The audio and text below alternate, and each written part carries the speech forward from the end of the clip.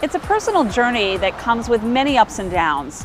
And for the transgender community, finding true health and happiness can be even more challenging.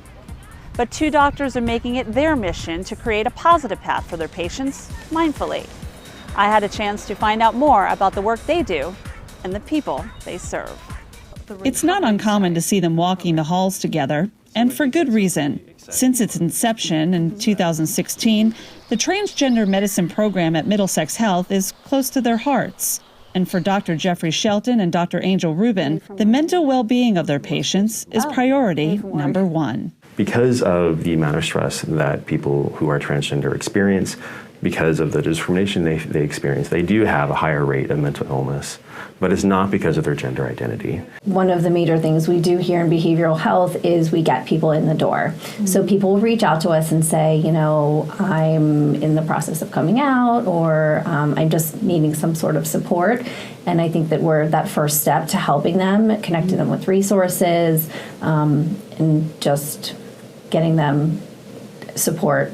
That support covers a wide range of services, including making complex care decisions to help patients cope with emotional issues, many of which arise not only during transition, but before and after.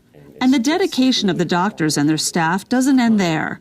In addition to being advocates for those in the program, Middlesex is making a conscious effort for more community involvement. Their hope? To build a stronger sense of awareness and inclusion outside these walls. And inside, individual sessions give patients a safe place to share without judgment. And group sessions provide them a chance to connect with others, realizing they're not alone. But Rubin says there is an additional level of healing provided that is crucial for everyone's success. Having a space for the family members, the friends to come in to talk about their experience, because it's a transition for them too. They're having to adjust. And there's research to show that for trans youth who have family that are supportive of their gender identity, their rates of depression and anxiety are the same as their peers.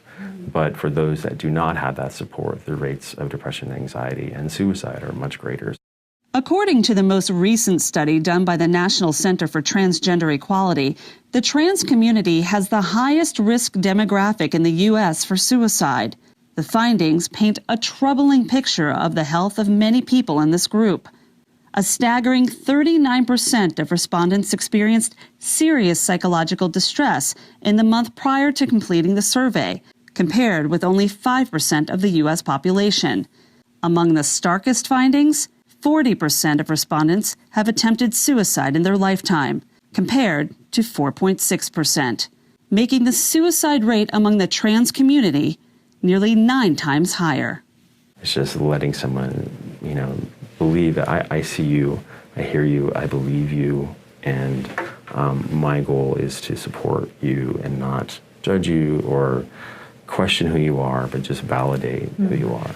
We have been trying to include more and more transgender people in the program, that as much as Angel and I are advocates and we so strongly believe in the work that we do, we don't have lived experience. And it's so important, I think, for transgender people to have a voice.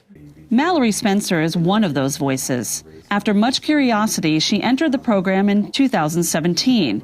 And while Spencer says it's one of the best decisions she's ever made, she still struggles mentally with her past and her present. I was subconsciously taught the lesson that talking about or showing anything about my gender identity will get me hurt. Unfortunately, Mallory is one of many who face that fear of being hurt every day, or even worse.